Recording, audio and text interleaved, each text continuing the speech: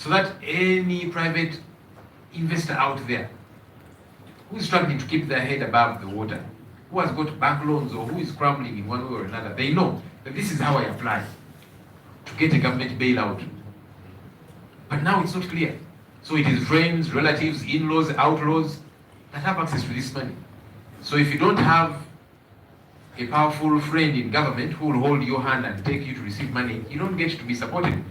This is wrong. It's a form of corruption. But also that this money gets to be properly accounted for.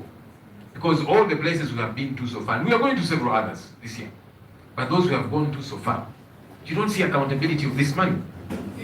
We visited a Yak sugar factory in Amuru district. This factory has so far been given 553 billion shillings, taxpayers' money, to produce sugar. The last time we were there, last year, there was no sugar being produced. As we speak today, there's still no sugar being produced. So you gave them money without clear guidelines, without a clear understanding, but even the money cannot be accounted for. We went today Biopharma. These have been given so far 723 billion shillings to produce vaccines, medicine, and so on. When we went there, they told us that by the end of October, they will be producing medicine. We are now in 2025. There's no medicine being produced from there. And these are people who were given money without even clear terms of reference. These companies are not even valued first. Because it's important that you first value. If you're saying you're going to buy a stake in a company, what's the worth of this company? They don't do that. They just dole out money. And then the money is not accounted for. There is no value for this money. We visited Robo. These ones did not even allow us access. They've been given 263 billion shillings so far. They're the guys who are meant to build the chambers of parliament. And to date, parliamentary chambers are incomplete. Meanwhile, parliament spends billions of shillings to rent office space for MPs, staff, and so on and so forth. We visited recently Inspire Africa Coffee Factory in Tungamo. That's also been supported with billions of taxpayers' money to build a coffee factory. Again, the last we were there was no understanding between the factory and government. So we're saying, under what arrangement did you give these people money? Are you buying stake in the company? Are you lending them so that they will pay back? Are you just giving free money and that kind of thing? And also questions about why the company in Tungamo. Now the proprietor of the company has a right to put it wherever they want, but government, are you putting your money where your mouth is? And so on and so forth, among many other cases. Some places that we shall be going to again this year. So we still demand that the billions given to these private entities are accounted for. And we still insist in government, there must be mechanisms of bailing out companies. There must be a clear modus operandi so that anybody knows, even I can apply, and not just a few who are connected. In carrying out our oversight activities, we visited the LOP hospital site, on which the taxpayer has so far spent over 600 billion shillings on that LOP construction site. At the time, there was nothing going on at the site. No wonder we were denied access, as you remember. I'm told that as a result of the noise we have continuously made about LOP hospital, some construction work is now happening there. What's for sure is that whenever the construction we hear is going on gets done, we shall seek to establish whether what was constructed is worth over 600 billion shillings that the taxpayer has injected into this problematic project. That's important. So they might say, now that these people are making so much noise about it, let's put up some kind of structure. We shall seek to understand what is the worth of that structure. Is there a value for these taxpayers' money? We have put the government on the spot regarding the trillions of shillings lost to corruption annually, and we're not going to stop. We shall not stop. In this fight against corruption, we were able to draw attention to Parliament as well, because we must begin the fight against corruption in our backyard, here. So as we expose corruption in State House, in ministries, and the different government entities, we shall also keep pushing for the cleaning up of Parliament where we work. Because this is our turf. This is our backyard. And in this new year, we're simply going to engage a higher gear in the fight against corruption, as you will see. I've heard people say that the current parliament has got incompetent MPs. I actually disagree. The major issue, as far as I'm concerned, in this legislature of ours is lack of integrity. People are competent, they know what to do. Whether it be among new MPs or the seniors. It's not incompetence. No, we know what to do. As legislators, when we are voted by our people, we know the issues that concern our people, and we can be able to voice them. But that does not happen many times. Why? Because integrity is the issue. We fear to step on some toes. We fear to annoy some people. You hear MPs saying, for me, I was told if I insist on these issues of corruption and so on, they are going to bring an opponent against me and fund that opponent heavily. Others are told, look, we shall not fund you for your election. Or if you keep quiet about these things, maybe we shall fund you, or make sure you get declared, regardless. And so that is the issue that is happening in this parliament. Because MPs are well educated and exposed, but the lack of integrity is what happens. And just to clearly paint you a picture, out of all the 557 members of parliament that we have in this house, including the ex-officials, at least 18 of them, 18 of us as MPs, have got PhDs.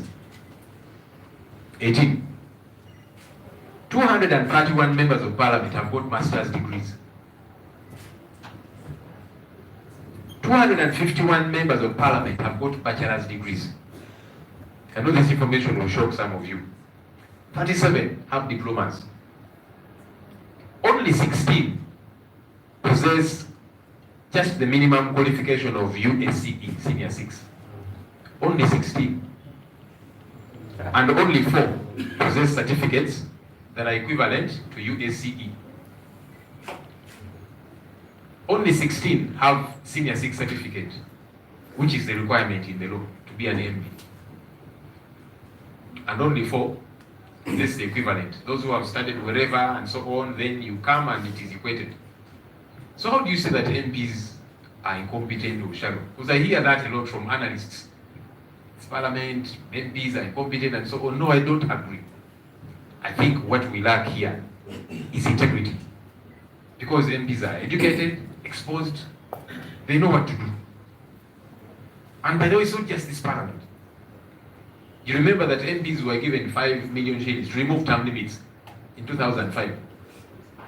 These were educated people. They knew what to do. They knew that term limits are good for the country. So did they remove term limits because they were incompetent? No, but because they were bribed. In the last parliament, the 10th parliament, MPs were given 29 million shillings to remove presidential age limit. Did they not know that this wasn't good for the country? Did they not hear the voices of their people? So did they do this out of incompetence? No. So even in this parliament, the 11th parliament, you've heard the stories, 40 million shillings, 50 million shillings, and the like, given to members of parliament. You saw Honorable Twaha Kagabo running around up and down. When we caught him red-handed, we said, you have got to return that money.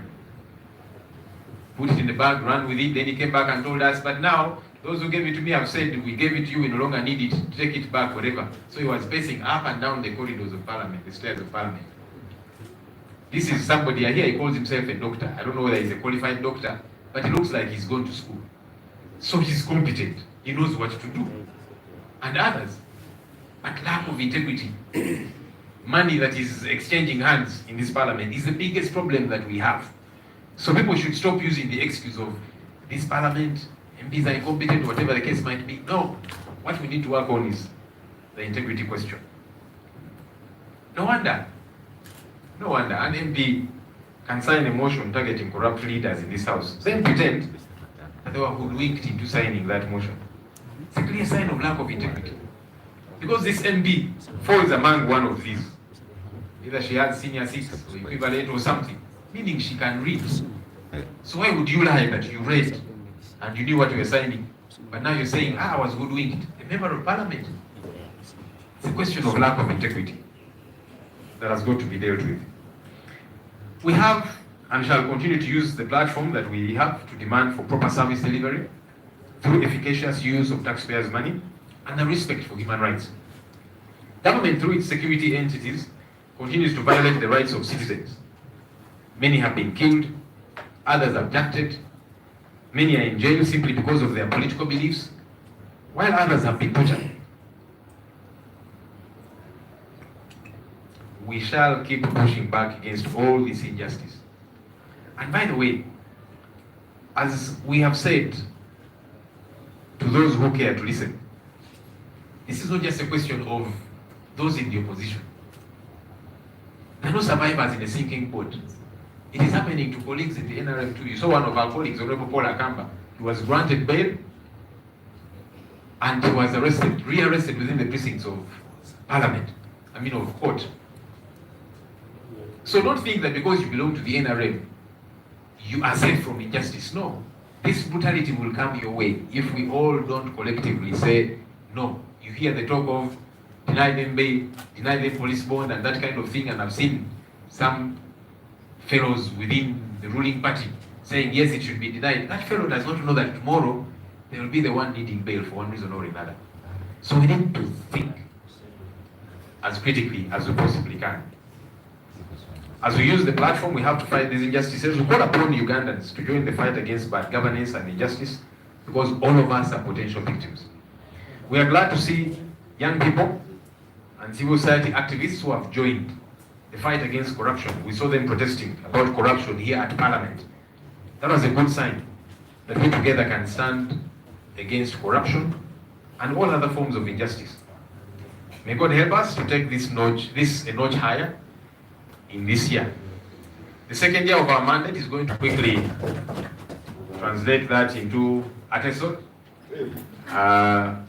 Where I go wrong, my neighbor here will correct me. Yeah.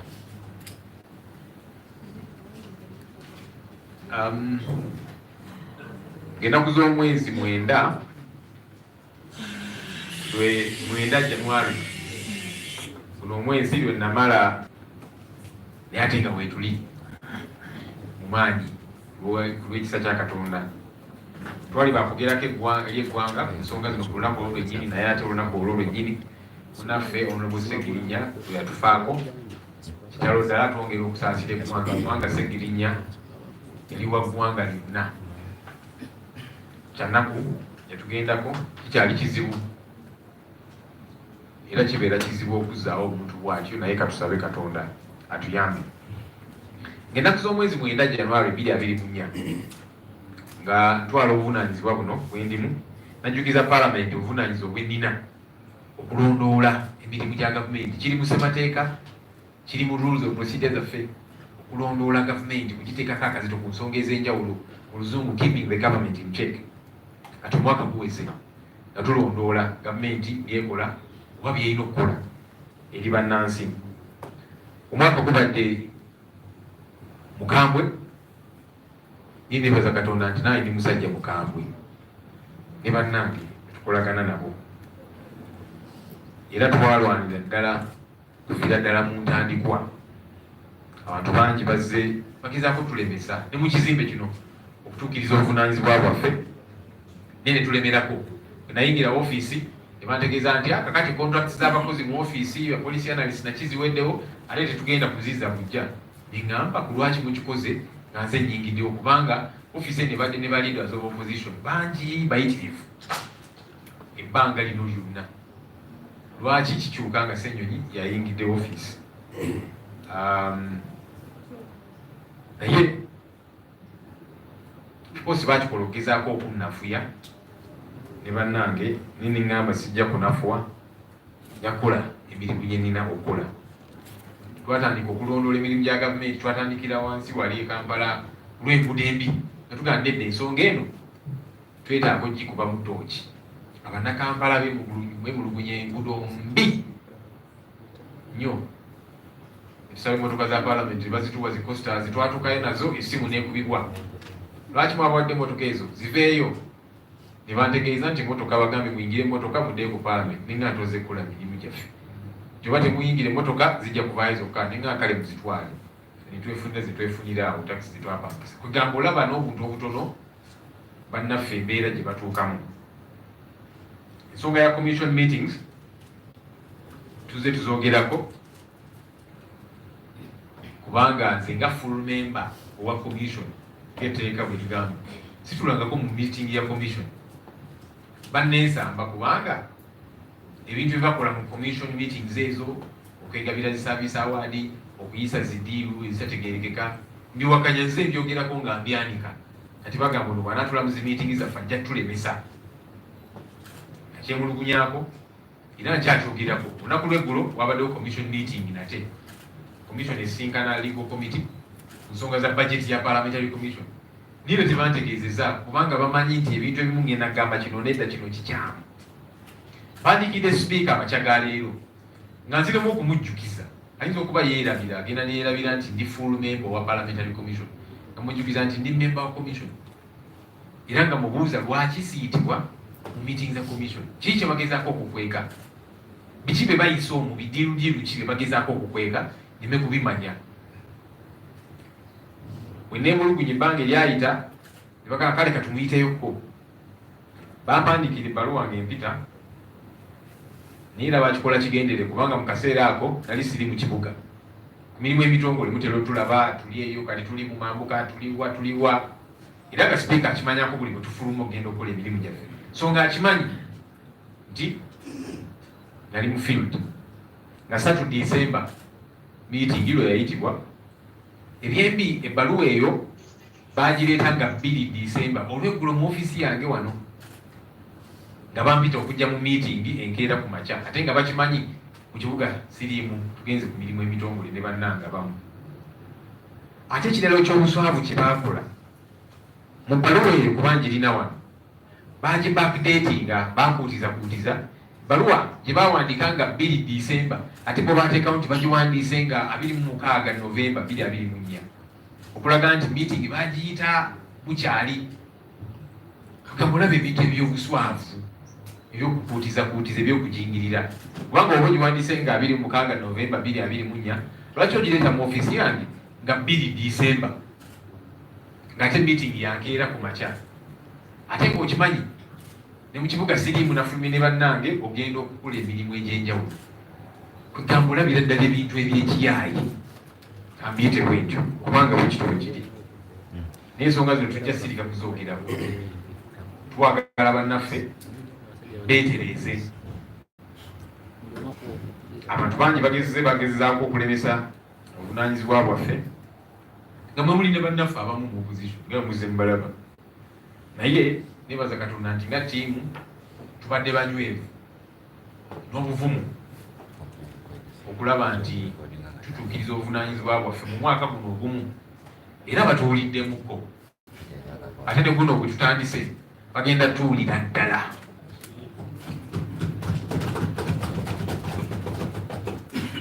tunayingira ofiisi eno nze ne bannange ne twanjula ensonga 3 ze twali tugenda okuteekako essira ensonga ez'essimba okulwanyisa obuli bw'enguzi obuweereza obutali butuufu bwa service delivery n'okutyoboola eddembe ly'abannansi human rights violation ez'essatu era tukyaziremeddeko paka kubanga ezo ffe tulaba nti bannayuganda ezisinga okubabonyaabonya ssente zaabwe zibbibwa obutabalika 10 buli mwaka ezirina okuzimba enguudo ezirina okuteeka eddagala malwaliro n'ebirala tebafuna buweereza nga bwe kinakubeera service delivery eddembe ly'abannansi lityoboolebwa bawambibwa ne basibwa ku bisanga ebijweteke mbawulira kati bagamba nti nembeeyo baagala kugijjawo police bond baagala gijjawo ate n'olaba n'aba NRM bakwa mu ngalo nti bakole ekyo tebamanyi nti nabo kijja batuukako batuuke ekiseera nga nabo beetaaga bbeera eyo naye ate nga bagirwanyisa balowooza nti kaakati kino kikosa ffe ffekka abopposition ebintu bino tulina okubirwanyisa era nga tukyabiriko nga ttiimu tufulumiza ze tuyita alternative ministerial policy statements nga tuwa eri eggwanga ffe kyetulaba nti kino kyekituufu ekirina okukolebwa waawo tulina okuwabula gavumenti newankubadde gye tuwawula ya muto munene tewuliriza netugamba nti kino kyekituufu ekirina okukolebwa netufulumya budget bayita alternative budget eyaffe tugamba nti kati eno ebudget y'abannansi sente tuzitemeeteme bwe tuti ku nsonga ez'obuweereza ebyobulamu, tukole ku nguudo, amasomero gali bubi, obuweereza general obw'abannansi nga tugamba we tulina okuteeka essira naye bannaffe olwokubanga balina ennamba ne bagamba ebintu tujja bigoberera ne tugamba nti kale newankubadde mwe mulina ennamba naye eddoboozi lyaffe lirina okuvaaanguka ne bannayuganda ne bakitegeera nti kaakati newankubadde bano si be bali mu buyinza kino kye baalikoze era kyekituufu ekirina okukolebwa era ezo tujja sigala nga tukikola. Abamu bagenda balowooza naye mukola byaki ate nga tebabikkiriza. Twagala bibeere ku record, bannayuganda balabe ekyenjawulo nti bwageraageranya n'atunuulira bano kye bakola naffe kitwalikoze galabira ddala nti waliwo enjawulo. Era tuzze tukuba tooki ku ngeri gavumenti gyezeegabamu ssente y'omuwomusolo ku bitongole ebyobwannannyini mu bumenyi bw'amateeka, kubanga tewali mutendera gwe bagoberera okugaba ssente z'omuwomusolo zino zibagenda ne bawa eno n'eno n'eno, okulaba nti munnansi yenna alina bizinesi aba bannayuganda emirimu naye bw'aba afunye obuzibu alina zirooni naki asobola okuwandiika application naye kati kikolebwa obeerayo nakukwata ku mukono oba n'omuwayo k'omuwadde nakutwala mu banene ne bakuwa ssente y'omuwomusolo. Kikyamu obubbi, corruption. Tugenze mu bitongole bino ebyenjawulo, twagenda Atiak Sugar Factory mu Mambuka Amuru, bano bakaweebwa obuwumbi 553 ne kakati teri sukaali avaayo. Kitongole bakiwa sukaali, bakiwa ssente okukola sukaali, teri sukaali avaayo ate nga ssente y'omuwomusolo yabaweebwa empitirivu. Twagenda ku Day Biopharma, bano abatusuubiza eddagala, vaccines n'ebirala, bakaweebwa obuwumbi 723. Bwe twaliyo mu October batugamba nti October wenambwirako bajja kuba bafulumya eddagala, katuyingidde n'omwaka omupya teri ddagala livaayo ate nga baweebwa obutitimbe n'obutitimbe bwa ssente z'omuwomusolo. Twagenda ku Roko, abo bo tebaatukkiriza na kuyingira, bakaweebwa obuwumbi 263. Abo balina n'okuzimba parliamentary chambers ezaali zirina okuggwa emyaka egyayita nene kaakati obeera oli awo owulira bakoonakoona teri kigenda maaso. Owulira just nyondo ze zikonakoona naye ne weebuuza ki ekigenda teri. Ate nga parliament esaasaanya obuwumbi n'obuwumbi okupangisa ebizimbe ebitwetoolodde ofiisi z'ababaka, bastaff n'abalala. Omuntu ayinza n'okulowooza nti oba waliwo ekkobaane bannyini bizimbe bano kubanga baagala ofuna akasente basigale, kubanga ekizimbe kino bwe kinaggwa baba tebakyafuna akasente. Kati oyinza kibuusa maaso ekyo nti wayinza okuba waliwo ekkobaane. Biri awo birina tebitegeerekeka ebintu bino. Twagenda ku Inspire Africa Coffee entungamo, yonna yakaweebwa obuwumbi, ekyuma kisengejja kaawa n'ebirala. Of course twasooka okwebuuza gavumenti abantu bano mubawadde ssente ku ddiiru ki? Muguze mugabo, mubawoze nti banaazizza, tewaliwo ndagaano nga n'ebitongole bino ebirala byonna byonna nga tebiri clear, temukoze assessment bulungi. Yabaffe bw'oba okuzimba kyuma kya mwanyi okiteeka ntungamo, kubanga mu NDP 3 National Development Plan 3 gavumenti yakiteekamu nti bagenda kuzimba factory 2 eza kaawa wano mu Buganda ne mu Eastern Uganda, kubanga mu eyo balima nnyo emwanyi. Kiri mu NDP 3, kati juzi bayisizza NDP 4 naye nga ne be baakola luli babiteeka mu nkola. Lwaki? Kugambula okwebuzabuza kungi. Yes, nannyini factory ye ayinza okugamba nti kagiteeke wenjagala, tewali buzito toyinza munenya, naye gavumenti bw'ogaa nti ogenda kuteeka omukono mu nsonga yonna ogoberedde emitendera kinga nekiwasuubiza tukikoze. Mu kulondoola emirimu gya gavumenti twagenda ku Lubowa Hospital era mwalaba ne batugana n'okuyingira kuba teri kyali kigenda mu maaso. Abo bakaweebwa obuwumbi 600 okuzimba eddwaliro. Bantegeezaako nti olwokubanga tuzze tulemera ku nsonga eno eya Lubowa Hospital, kati batandise okuteeka ekizimbe zimba awo bazimba ku speed.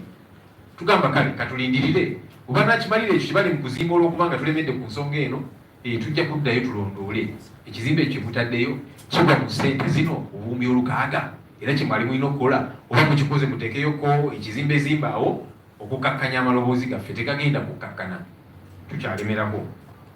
Tutadde gavumenti ku nninga ku lw'obutabalika obubbibwa buli mwaka tiriyoni 10 ezibbibwa, era nga tetugenda kusirika ku nsonga zino. Mu kulwanyisa obuli bw'enguzi twasobola okuba tooki ne wano mu paalamenti wano, kubanga abamu bagenda ne balowooza Ssenyonyi lwaki temukola mirimu gyammwe, mulemere ku gavumenti State House naki nga bwe tulemera ku State House, cabinet ministries, ebitongole bya gavumenti ebirala, ne wano nawo tulina okubawo tooki ku paalamenti, kubanga we tukolera tuyinza tandikira wala nga tunatandikirawo wano ewaffe. So kyali kitukakatako okuba tooki ku bubbi obuli wano mu paalamenti yaffe. Ate guno omwaka guno giya tugenda gyongezaamu bwongeza, waliwo abalowooza nti byaggwa, tebinnaggwa era bingi netukyajjayo. Mpulira abantu bangi nga bagamba nti paalamenti yaffe eno ababaka bakibogwe. Bawulira nnyo eyo ba analysts abasunsula ensonga, ababaka bakibogwe. Ekintu ekyo nze musikkaanya nakyo. Ababaka si bakibogwe, naye si bamalirivu, si beesimbu. Obwesimbu kye tutalina wano mu paalamenti yaffe, kubanga abantu batulonda nga tumanye ensonga zaabwe, tujje tuzongereko, tulwanyise enguzi n'ebibaluma, ye tutuuke eno ne tusirika era batuwaddeyo akasente oba batutiisizatiisiza. Ababaka bangi babatiisatiisa muntu wano. Gwe olemera ku nsonga zino ez'obuli bw'enguzi naki tujja kuteekako kandidate ewuwo tumuteekemu ssente akuwangule. Kyoba bw'ona olemerako tujja kulwanyisa, tujja kuyamba owangule bwe bityo n'obusente obuyitiŋŋana. Mwamulaba Dr. Twayita Dr. Musawo, simanyi oba musawo ebyaddala oba musawo Muganda simanyi, naye anfaananira ng'omuntu eyasomako. Tatoyiza nti wakibogwe ng'azunga bw'ayambuka amataama amadaala waggulu ne wansi, kuba ye twamukwatira mu kituli tumugamba ezo ssente miliyoni 4 zizeeyo gye wazijje, n'agenda nazo kumala nti bannange ate abazimpa bagambye nti kakati ffe twazikuwadda gw'omanyi kyozikozesa. Ye twamukwatira mu kituli naye n'abalala gye bali bangi biyitiŋŋana mu kizimbe kino. Kati ababaka embeera eyo bwetyo yeereetera ababaka okweyisa engeri gye beeyisa, okuteesa engeri gye bateesa, ne batya ebintu ebimu, si lwakuba nti bakibogwe. Kubanga bw'otunula paalamenti yaffe eno ejjudde ababaka abayigirivu bulungi. Tuli ababaka 557 naye ababaka 18 balina zi PhD doctorates, ababaka 231 balina masters degree, ababaka 251 balina bachelors degree, ababaka 37 balina diploma. Kati abalina senior 6 certificate bali 16 bokka, kubanga eyo ekkirizibwa mu mateeka kasitoba nga olina senior 6 wagisoma. So kati abaakoma mu senior 6 bali 16 bokka. Kati ogamba otya nti paalamenti ya kibogwe? Bana bokka be balina certificate ze basomera eyo bawa equivalent, naye abasinga kikolabira ddala nti bayivu.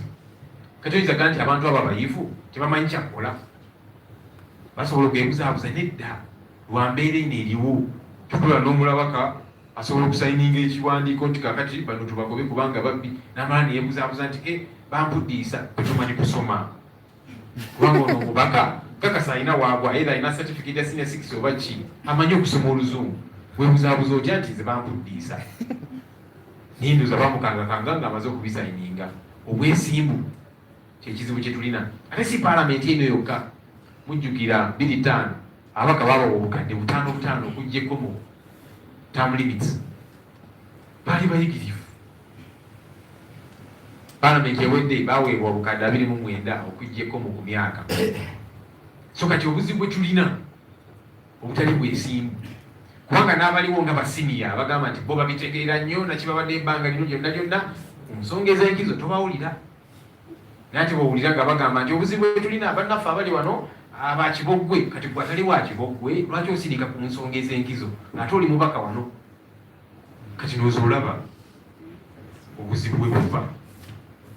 Ffe nga ffe tujja sigala nga tukozesa platform gye tulina okubanja obuweereza n'okukozesa ssente y'omusolo obulungi nga bwe kirina okubeera, n'okuwa eddembe y'abannansi ekitiibwa. Gavumenti ng'eyita mu bitongole byayo ebya security n'abalala bongera okutyobula eddembe ly'abannansi.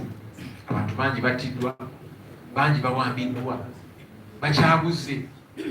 John Bosco Kibalama Prime Minister Nabbanja yatugamba oyo twamukwata tukyamubanja n'abalala. Bangi bali mu zikooti maacho ku bisanga ebijwetekejweteke. Bangi bali mu makomera awatali musango.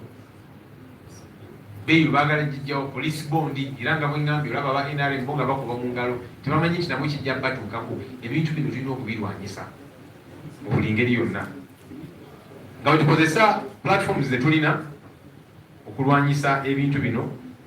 Tukubira omulanga bannansi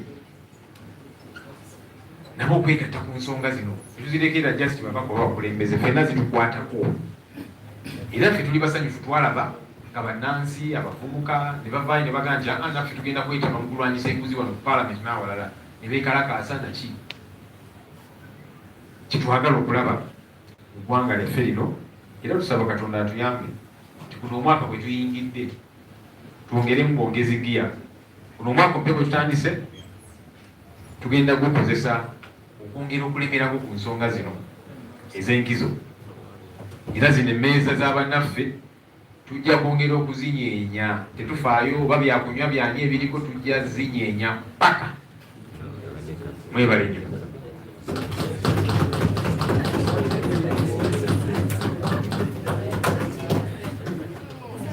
Okay, we can take some quick questions. Okay guys, let's have a few questions. I'll start with this gentleman, then Asif and Isa.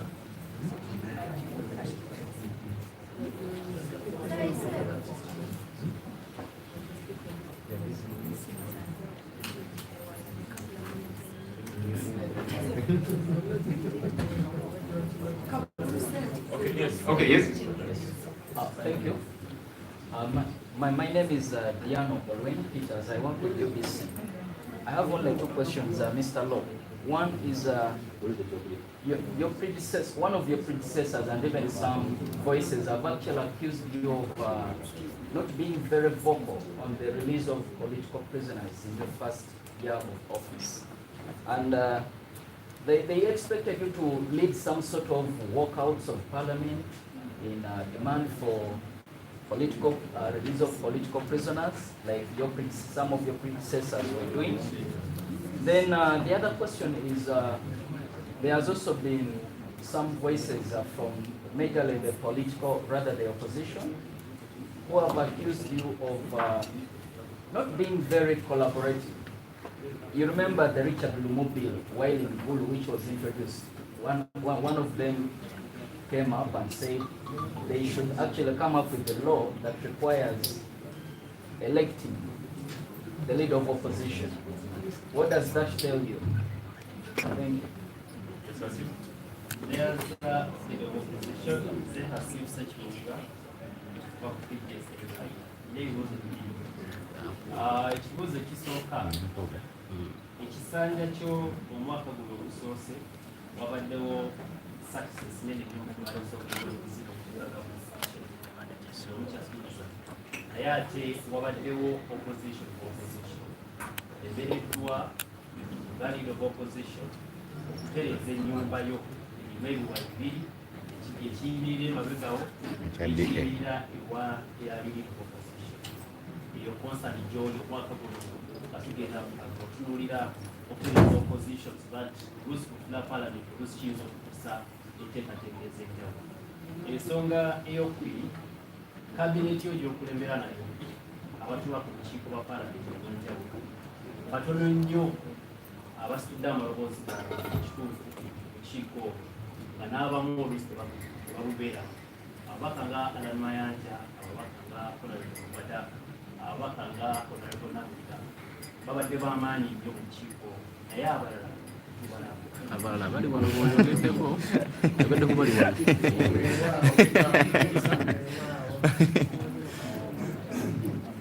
Alani Mayanja ate kajabya Alani Mayanja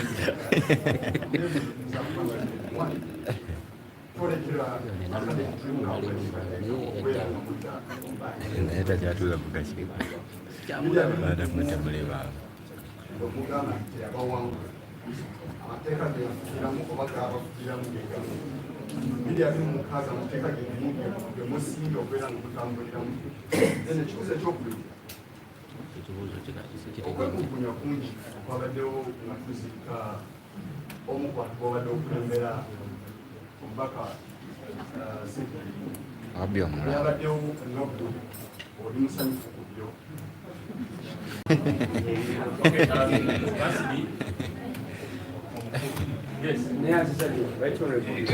tewali kibuuzo kyentya mwebuuze byonna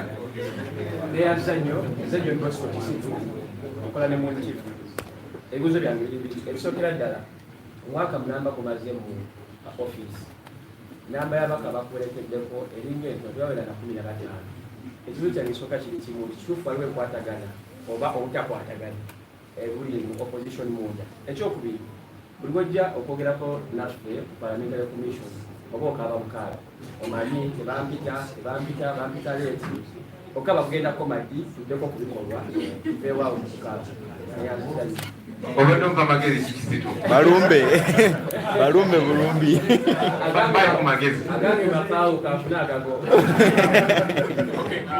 tokitegeeza tolina magezi temuninze kumalayo gambe nti talina magezi kabumba onagatwala tugende maaso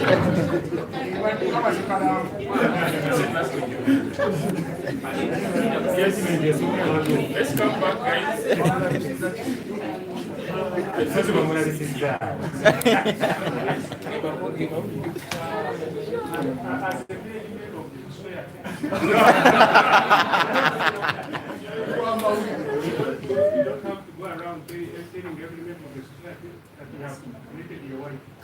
The results are so documented.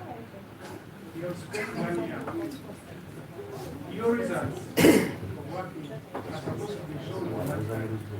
By calling us and telling us what you have done, what you have done, is it a sign of weakness or you are trying to Okay. You said you're a villager? Okay. But all questions are okay from modern people, villagers, whoever, please, as citizens. Yes, yes.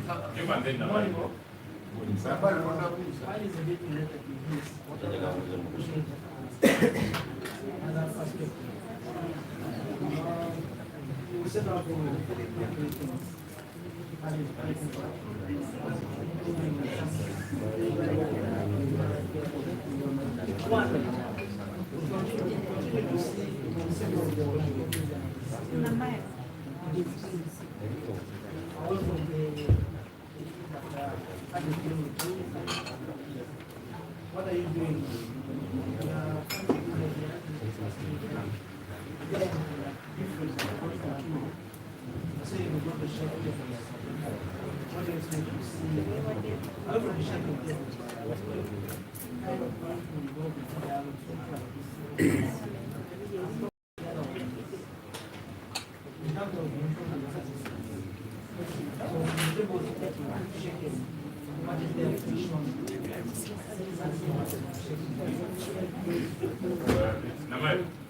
Thank you.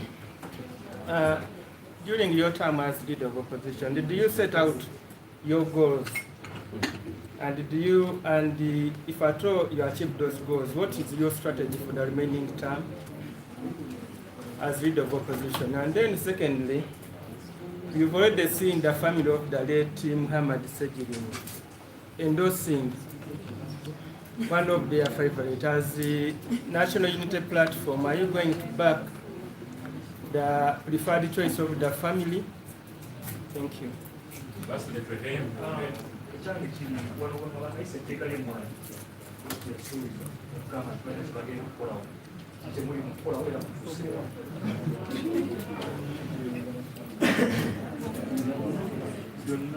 Okay.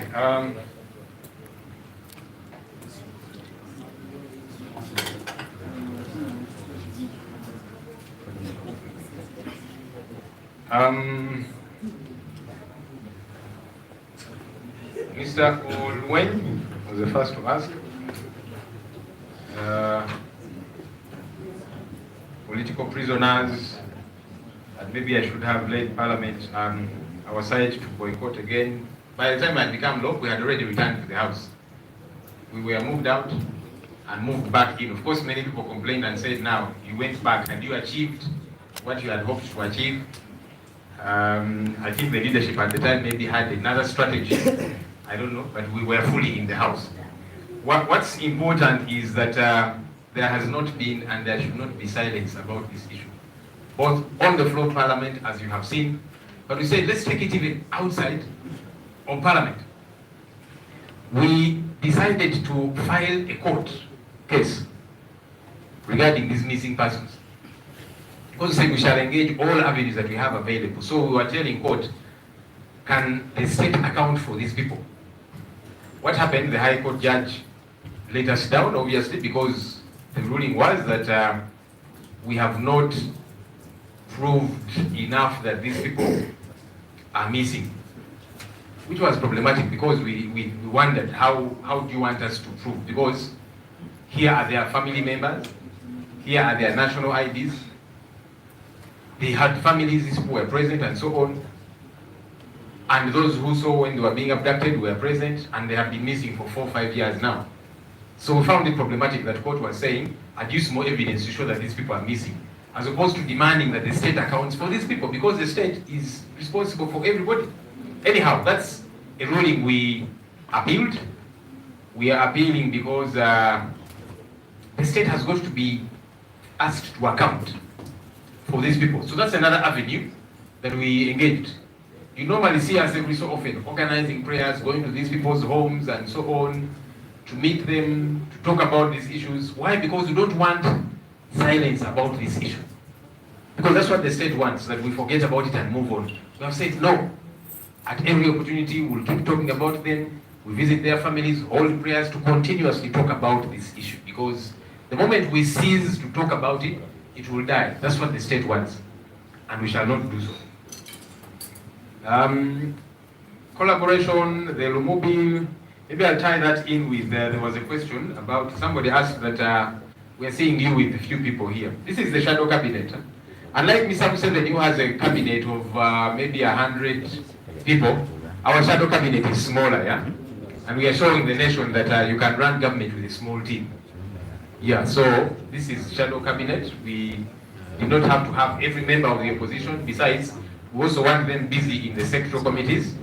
Because actually even some shadow ministers, a few of them are not here because they are following up on the budget framework paper. We have got to produce alternative ministerial policy statements, yeah?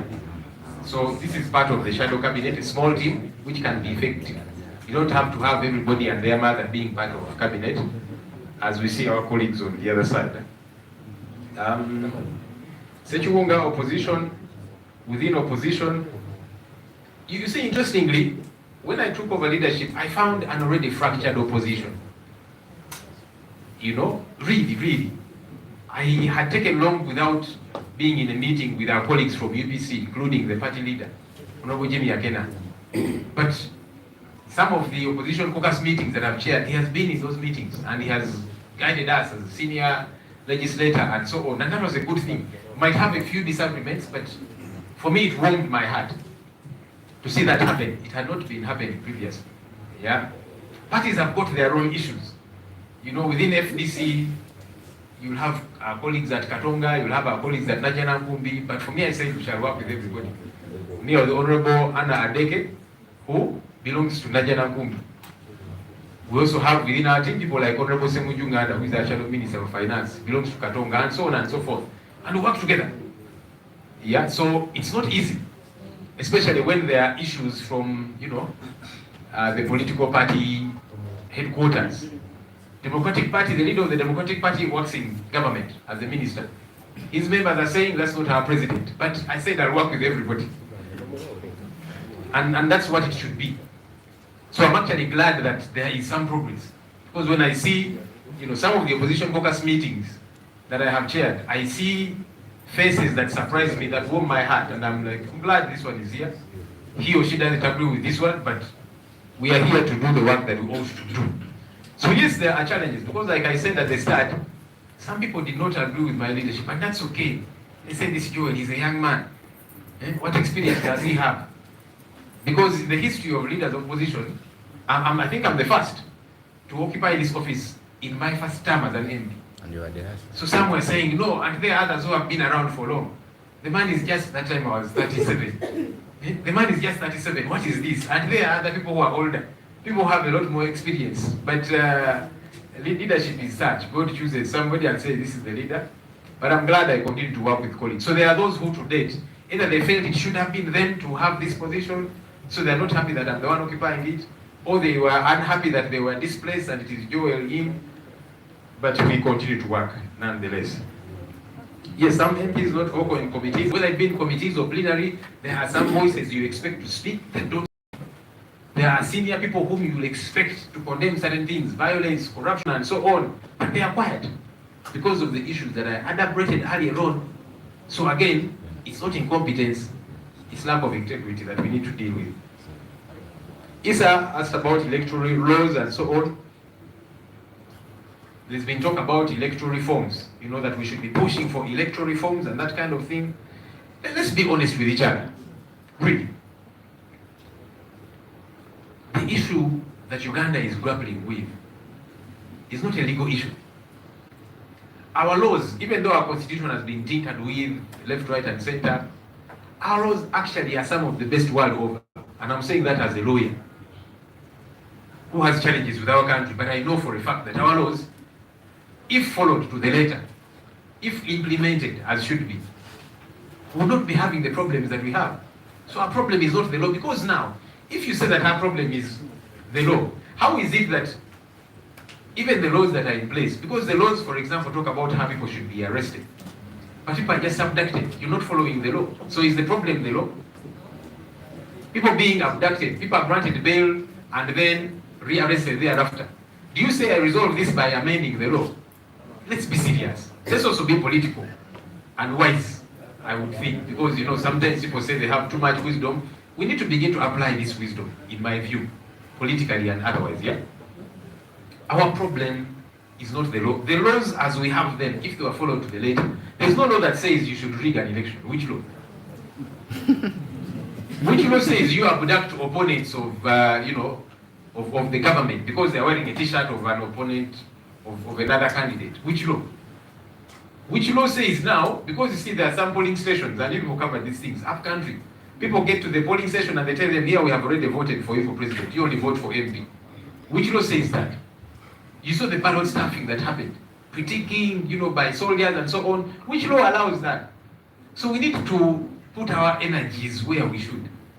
So the issue, realistically, is not so much the laws. It's not so much the constitution. It is the lack of constitutionalism, the spirit of the law. That's why, even when courts of law will issue an order, a directive, and it is disregarded. So are you going to amend another law? Because the law is already very clear. The court has issued an order about something. See how the court martial is behaving. So are you going to say, let's amend the law, let's bring a reform? No, we need to push for the respect of the rule of law as it is. So let's focus our energies where we should. Somebody asked about Honorable Seginya Bellew. I need to avoid that question, but I know you might say, hey, why has he dodged it? He has feared it. It's okay. I will respond to it this way. Firstly, Honorable Seginya Muhammad was a member of parliament belonging to National Unity Platform, and for that matter, the opposition in parliament. I was his leader. I have been his leader in parliament. Now, again, we need to apply wisdom. Yeah? When you're to give a decent send-off to a member of parliament, what is befitting to them, why do you put in place a one-man committee? Why? If really you want to respect, especially the wishes of the deceased person, bring the other stakeholders on board. As leader of the opposition, who was leading Honorable Seginya, I was not involved anywhere. Why? The party which he belonged to and loved very much, and he made certain declarations even before he died. how he wanted his party involved, his party president and so on. Why not adopt another leader, either from the secretariat or within the ranks of the NUP, to be part of the organizing committee? Why? His family was also left out. They were just being given orders. And that's why you saw they were also divided. At the burial, some were saying, let's go the other side. Others were saying, let's respect the wishes of Honorable Segirinya as a family, let's stay here. So even the family was divided because you've not brought them on board. That's the mistake that was made. And it was deliberate, I think. So if you want to respect a person like Honorable Segirinya, respect his family, respect his party which he loved, respect the side he belonged to in the opposition. But when you decide to put in place a one-man committee, disregarding all the other critical stakeholders, you have a problem. You have not applied wisdom, in my view. And that's why I'm saying it was deliberate to do that. Because you see, I normally see people who say they have so much wisdom that supersedes the wisdom of other people. I have seen some people who have said there are some politicians who need so many years to get to the wisdom that I have. Okay, you show the public that you are wise. Because any smart politician, really, any smart politician, you apply that wisdom. So I think that's the problem that happened from the word go. And that's the response that I have. I think it's Tweheyo who kept shouting, honorable, honorable. I'll not be dragged further in that issue. Honorable Ali Mivre, please withdraw. Ali, withdraw. Oh, not Tweheyo, sorry. Jimmy. Yeah, so that's my response to that issue. You might not be happy with that response. You also go and hold a press conference after him. Have you heard Jimmy? I'm going to finish mine in a few minutes. So you'll call your colleagues either on the veranda of Parliament or whatever, and you also tell them what you want to tell them. Again, turning that in, somebody said the family of Honorable Segirinya has declared that they are endorsing somebody, and they are saying NUP should give the flag of the party to that person. As a party, we are going to follow our processes. The same processes we followed to eventually get Honorable Segirinya to be our flag bearer are the processes that we are going to follow to that effect.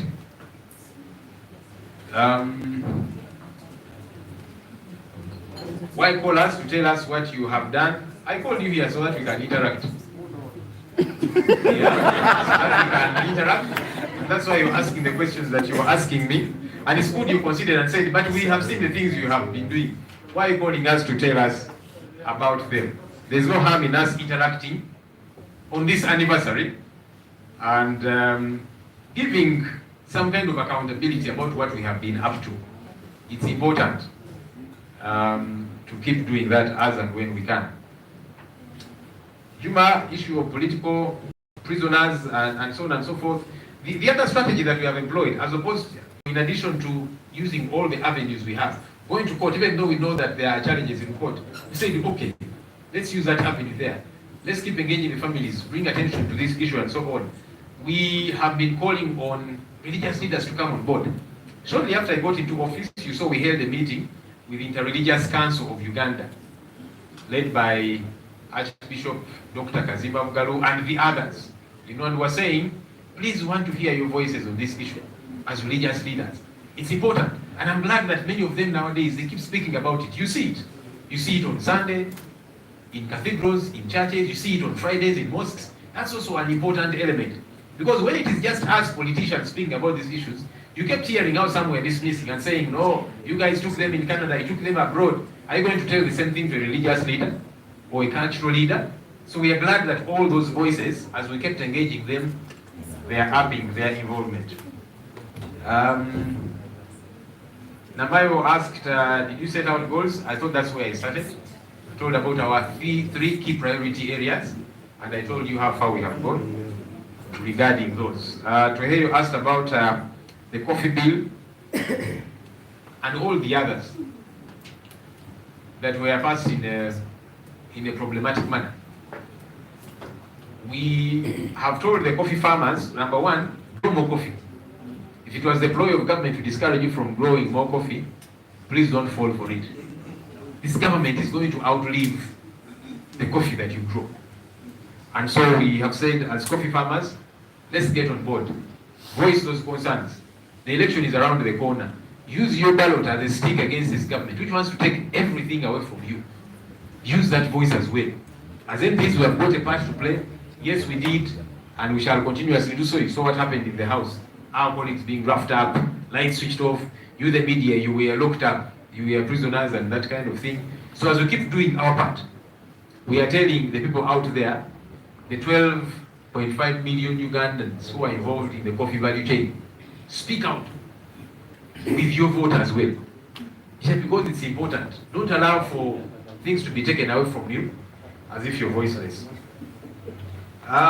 Olwenyabuziza, yes, bannaffe abawangibwa abali makomera era agambye nti lwaki twafulumya ababaka we natwalira obukulembeze buno palamenti twali twagiddamu dda fatu waliwo abaali beebuuza naye kakati twafuluma ate ntumala netuddayo nga tetupulanize bulungi tugenda kikwasaganya tutya naki naye twali twaddayo dda so nga palamenti egenda mu maaso ffe ne tugamba nti weewaawo tujja sigala nga twogera ku nsonga eno ku fulo ya palamenti nga wemuze muwulira naye netugamba tetwagala ekomaawo netugenda ne mu kooti twatwala omusango mu kooti ku lwa famiri z'abannaffe bano nga tugamba twagala kooti eteeka akatito ku gavumenti ewe embalirire y'abantu bano ewe accountability abantu bano gavumenti ebavunanyizibwako baluwa of course ekyatujja enviri ku mutwe kooti yagamba nti kaakati abantu bano temutuwadde bujulizi bumala nti okukulaga nti abantu bano babuzibwawo ne tugamba omulamuzi ono abadde atya tukuleetedde famire zaabwe ziizino abaana baabano national ID zaabwe ziizino ekikulaga nti baali bantu baaliwo tukijingirire bujingirizi ID gavumenti yazibawa abantu bano oyagala tukole ki ekirala naye twagamba nti tugenda kwapiiringa ensonga eno kubanga tetukkiriziganya na mulamuzi ono kyeyasalawo kubanga tukoze buli kimu abantu bano bawambibwa n'abaliwo nga babatwala bonna boogedde kati bwogamba nti tetuwadde bujulizi mala okulaga nti abantu bano bawambibwa oba babuzibwawo kiki kirala kyoyagala tuleete walibadde oteeka akazito ku gavumenti ewembalire y'abantu bano beyawazi national ID baafa bazikibwawa webaba baafa baliwa bwegamba nti gamumwawulira abamu nti abo babatwala Canada naki bafulumirawa bayita kuziboda mutulage owe bafulumira so ensonga zino zonna tukyazigoberera nga bwe tukyalina nezifamire muze mutulaba nga tukola enyimbe okusaba era ku kitebe kyaffe nga NUP abantu bano gye babeera bino byonna tubikola okulaba nti ensonga eno tusigala tugiteekako tooki ereme kusirika baagala tusirike biggweerawo nedda buli mukisa gwe tubeera nagwo tujja kukozesa okwogera ku nsonga zino waliwo ayogedde ku collaboration lububiru n'ebirala era kankigate neyagambye nti abaka booli nabo nga batono sookera ddala eno shadow cabinet yaffe terimu abayitirivu n'abatalina byakola ng'eyamwai Museveni yaffe yabatonotono tulaga nti tusobola okukola emirimu nga kabineti nga tetuli bayitirivu nnyo naye n'ekirala nze kineebaliza Katonda nti newankubadde natwala obukulembeze nga opposition erimu emiwaatwa mingi okubira ddala ku bitebe byaffe aba UPC nze nali ndudde okubalaba mu zi meeting zaffe ezimu naye kati nkubiriza opposition ku cast meetings nga Honorable Jimmy Akena waali n'abalala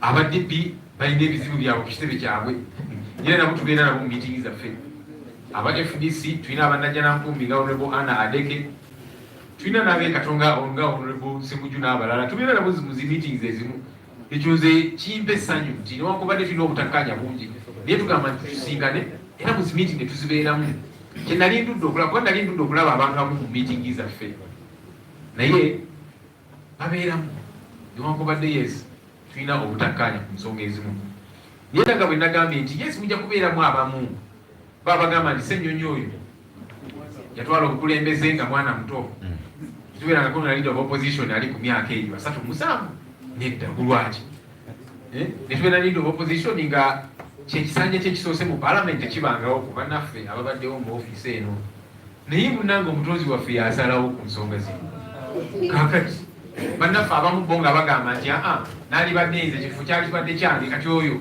ojja kuyita meeting tajja kujja agamba nti ffe mwatujja mu ntebe mwatusuuza ekifo nabo tebajja kujja naye mujja bawulira eyo nga bemulugunya abo bebasalawo bebakolabikyamu era tebitegerekeka jangu muzi meeting otugambagezi go amasukkulumu ennyo tugawulirize naye kati toze muzi meeting zaffe naye oli eyo wemulugunya bebasalawo bikyamu naki oba tosazeewo butajja muzi meeting sirikira ddala yes ababaka oluusi abatawogera nnyo obamuzi komitira kyekiri kyendayogeddeko abapya ne basiniya ddala basiniya bosuubira okwogera ku nsonga ezimu nabo basirifu kulwabiri byenayogeddeko okutisibwatisibwa kungi wano ku palamenti obwesimbu butono sente ziyitingana mpitirivu naye nga ababaka ate bamanyi ekyokukola naye tekikolebwa ensonga ey'amateeka g'ebyokulonda mutera tubuuza nti kakati electoral forms nga tebuzitaddeeko sira banaye tubeere bamazima tubeere serious tubeere bantu bakulu ekizibu Uganda kyerina si mateeka kubanga n'amateeka ge tulina singa gagobererwa eggwanga lyaffe lyalibadde bulungi waliwo teeka erikiriza okubba oba obyesente olubaka luno waliwo teeka eriga nti kakati wamba abo batakuwagira obasibe olwokubanga baba badde t-shirt ez'omuntu omulala obaki amateeka gali clear naye tegagobererwa kyovudula omulamuzi ayinza okuwa order ne gavumenti nega tetujja gigoberera eyo so kati obuzibu bwe tulina butagoberera mateeka so kati kyekizibu kye tulina okugonjoola tukigonjoola ng'ogamba nti kakati tulongoosemu amateeka tukole amendments oba ne reforms obuzibu si mateeka kubanga ne bwona ogatereeza otya gana galiwo olwedde ge batagala kugoberera ne bwona oleeta amateeka amapya era nago tebajja gagoberera kati tulina okutegeera obuzibu buliwa ng'abantu abakulu tukole ebintu ebijja mu buntu bukulu bwaffe waliwo yabuuza ku kya Honorable Segirinya obuzibu bwe bwabadde Honorable Segirinya abadde mubaka nga wa NUP nga mubaka ku ludda oluwabula gavumenti lwenkulembera palamenti ng'emusiibula mu kitiibwa kye waliwo ebintu byeyalikoze ebintu eby'ekisajja kikulu ebyamagezi kulaba okwange bagenda ne bateekawo komiti ya muntu omu one man committee okola otuli kintu bwekityo nze abadde amukulembera mu palamenti nga sibimanyiko nabigenda mu maaso oba waliwo kakiiko oba ki lwaki oba nange tunyaniriza ne tuteesa ku nsonga zikuba nze mbadde mukulembera mu palamenti ekibiina kye kyabaddemu nga NUP kyabadde ayagala ennyo era yalama n'okulama bamisajja batu ng'amanyi anaatera okugenda njagala bikolewo ebiti ekibiina kyange bwe kiti mukulembeze wange ebintu byonna byonna lwaki tewayitayo kale omukulembeze omu okuva ku kitebe kya NUP abeere kakiiko family oba family ne baali bagiwa orders just mukole kino omutakikole titujja bawa sente okuva wano palamenti oba ki nedda nabo batule ku mmeeza ffenna tubeerewo tuteesize omukolo guno okusiibula munnaffe kyodula ne family nayo bajawulamu ng'abamu babatiisatiisiza bagamba naye tugende eri gye bategese abalala nga bagamba nedda ffe nga famire tusazeewo okuwa ekitiibwa Segirinya kye yali ayagala tugenda sigala wano katulaba ne famire nayo gyawuddemu kubanga tewabaleeta ku mmeeza ffenna tukaanye lwaki tukola ebintu ebyekyanda ekito bannange ne tuweebuula munnaffe bwe tutyo kyali kikyamu era tulongooseemukko ekyogaa nti otaddewo one man committee ng'ate waliwo ba stakeholders abalala Segirinya bazaayogerako abamanyikiddwa bayagala ennyo abadde bamukulembera mu palamenti n'abalala n'otusamba emabega ebbali era kyokutula abantu bagamba nedda kino tujja kikkiriza embeera eyo teyalibaddewo singa ffenna nga ba stakeholders twabeera ku mmeeza Segirinya ntuwiwa ekitiibwa ekimusiibula obulungi weewaawo baagana okumuwa ekitiibwa kye nga mulamu nga bwe mwalaba bamuyolanga omubbi w'enkoko ne bamutulugunya bamutadde mu kkomera bamumye ebbeeiro n'agamba nange mulamuzi nyamba ndi mulwadde gavumenti doctors ne basayininga empapula omuntu ono mumute afuna obujjanjabi mulamuzi n'agana okumuwa bbeeiro webamuwa bbeeiro yali afuluma kigo prison ne baddamu ne bamuyoola bamutyoboola mu bulamu bwe ne mukufa ne basalawo bamutyoboole n'otawa kitiibwa bantu be bakulembeze banne bazaatambula nabo kyali kikyamu bwe buswavu obwaliwo ku nsonga eyo waliwo abuuziza nti famire ya Honorable Segirinya era egambye nti bo balina omuntu gwe baagala aweebwe kaadi ya NUP ffe ng'ekibiina kuba nze nkyogere tulina emitendera gye tuyitamu omuntu okufuuka flag bearer waffe era ne Honorable Segirinye emitendera gye gimu gye yayitamu gye tujja okugoberera okufuna anadda mu bigere bya Honorable Segirinya. Wali abuuziza nti lwaki otuyise byotuyoza okola ne banno tuze tubiraba, lwaki otuyise okubiba okubitubuulira kirimu sitaani netujja netuwayamuko ku nsonga zino netubabuulira wakakati tuwezesa omwaka tulinga abacelebratinga birthday kakati lwaki mutulemesa okucelebratinga birthday netubajjukiza omanyi muli bakujjukiza mmwe kyetuliko okubajjukiza. Juma yabuuziza ku yes political prisoners ne ba stakeholders abalala nga bwe ngambye nti yes nga tugenda mu kooti naki naye twagamba ne ba stakeholders abalala nabo katubyegatteko. Twagenda shootinga nagayingirawo mu ofiisi ne bannange netusinkana nti religious council netuwayamuko ne bakulembeze bannaffe mu ddiini tubasaba namwe mugere ku nsonga zino kubanga ffe bannabyabufuzi bwe tuzogera kubagamba byabufuzi just era njagala kwebaza bannaddiini abamu mubawulira mu ekereziya mu makanisa mu mizikiti nga boogera ku fugabi nga boogera ku bulyake nga boogera ku tulugunya abantu abawambibwa tubeebaza kiba kyanjawulo nnyo ng'amaloboozi gaabwe gegatiddwa ku gaffe. Yes, namaye yabuuziza kubuuliza fetwasetinga nakyogeddeko kyetwatandika nga tukola finally ensonga ya coffee bill era nga amateeka amalala kyenjagala okubiriza omulanga bannansi nti tubenge interest mbigenda maaso era kize kibeerawo nga mubalaba nabo bwetwogera ku nsonga ezimu nga bavayo nga beekalakaasa naki abantu abeetaba mu nsonga ez'emmwanyi bali obukadde obusoba mu 12 bannayuganda tubagamba nti luno olutalo lwaffe nammwe okusingira ddala lwammwe ffenna twetabe mu nsonga zino akalulu kasembedde abababbako ebyammwe mubagobe kubanga bajja kukozesa olukujjukuju bakozese sente bakozesa okutiisatiisa mwalaba bajjako amataala nga tuteesa ku nsonga eno bannamoli ne babagoba abayaaye ba SFC ne bayingira ne batandika okuba ababaka nakinaki babikozesa byonna naye mulina amaanyi nga bannansi mugakozese okulaba nti mwerwanako mwebale nnyo basebo ne bannyamu.